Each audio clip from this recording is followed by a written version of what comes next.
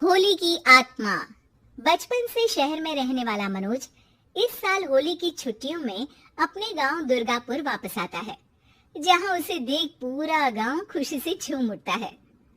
जब गया था तब इतना सा था और अब देखो कितना बड़ा हो गया है। हाँ सरपंच जी, जब मैं गया था तब आप भी बहुत जवान थे और अब देखो कितने बूढ़े हो गए हैं आप।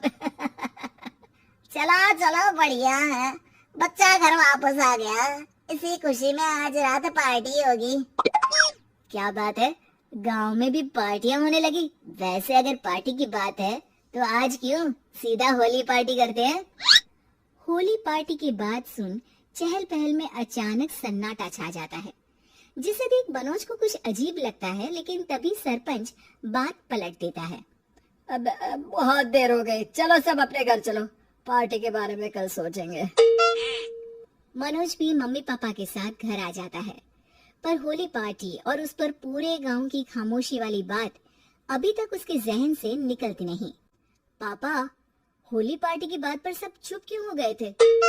अरे होगी उनकी कोई अपनी बात, मुझे गांव की पंचायत ही थोड़ी पता है। थक गया हूँ, चलो सो जाते हैं, कल बात करते हैं। पापा की बात मानते हुए मनोज भी सोने चला जाता है। आज तो छुपा लिया, लेकिन हफ्ते बाद जब होली का दिन आएगा तब इसे कैसे रोकोगे? अगली सुबह सूरज के साथ ही मनोज भी गांव घूमने निकल जाता है, जिस पर रास्ते में उसे अपनी ही उम्र के कुछ लड़के भी मिलते हैं, जिनसे दोस्ती कर अब वो उनके साथ घूमने लगता है। इसी तरह कुछ दिन बीत जाते हैं और होली नजदीक आने लगती है। दोस्तों, होली में 4 दिन ही बचे हैं, पर गांव में उसकी कोई तैयारियां क्यों नहीं दिख रही? क्योंकि यहाँ होली नहीं मनाई जाती। अरे पर ऐसा क्यों? वो राजा भूषण। अरे तुम 4 दिन के लिए आए हो, क्या इतना सोच रहे हो? चलो कुछ खाने चलते हैं। इसी के साथ एक बार फिर होली की बात को टलते हुए देख मनोज को शक होने लगता है। वो घर पहुंचते ही इंटरनेट पर अपने गांव और राजा भूषण के बारे में जानकारी निकालने लगता है। क्या? मुझे आज तक ये नहीं पता था। ऐसा कैसे? किसी ने मुझे कुछ बताया क्यों नहीं?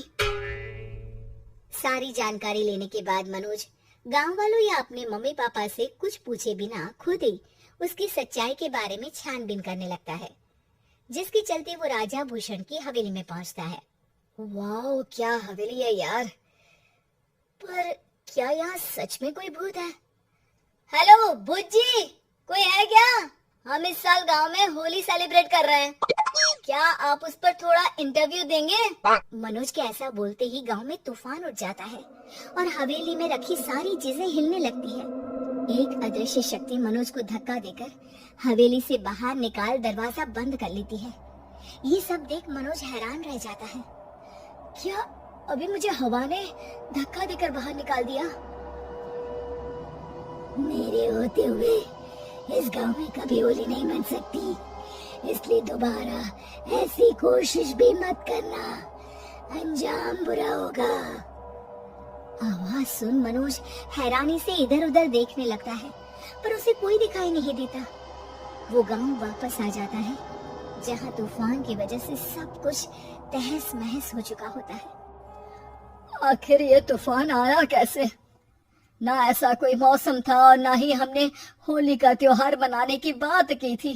सरपंच की बात पर कोई रिएक्शन दिए बिना मनोज चुपचाप अपने घर चला जाता है।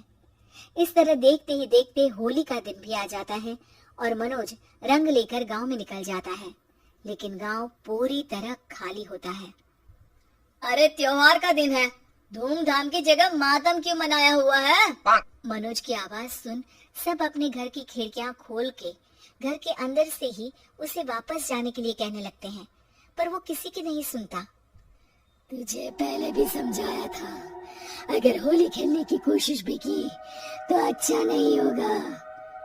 अरे बात मान लो बेटा, तुम्हें सच नहीं पता। मुझे सब पता है।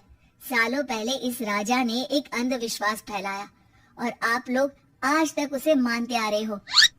अरे बेटा, जब तुम पैदा भी नहीं हुए थे उससे भी बहुत पहले से इस गांव पर होली का श्राप है। अगर गांव में होली का त्योहार मनाया जाता है तो प्रलय आना पक्की बात होती है।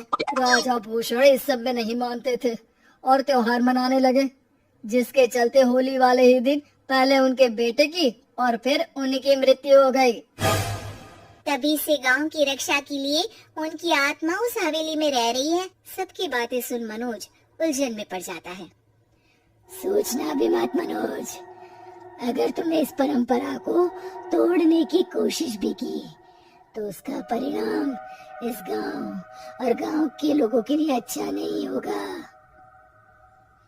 मुझे भी यकीन नहीं हो रहा कि आप लोग एक बेतुकी बात को मानकर सालों से रंगों के त्योहार को मातम की तरह मनाते आ रहे हो। मनोज किसी की कोई बात ना मानते हुए पूरे गांव में रंग बिखेर देता है, जिसके तुरंत बाद वहां तूफान के साथ बिजलियां गरजने लगती है। अचानक मौसम में ऐसा बदलाव देख जहां मनोज कंफ्यूजन में आ जाता है, वहीं गांव वाले डर से सहम जाते हैं।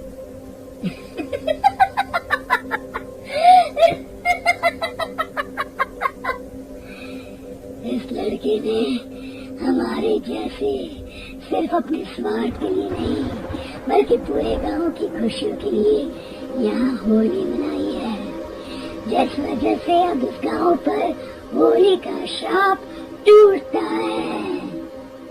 ऐसा बोलकर राजा का भूत वहां से गायब हो जाता है, जिसके बाद गांव के लोग धूमधाम से होली मनाते हैं। खुशियों के रंग गांव में बिखरे ही होते हैं कि अगली सुबह अचानक मनोज कहीं गायब हो जाता है और एक बार फिर गांव में होली का नया राज शुरू हो जाता है।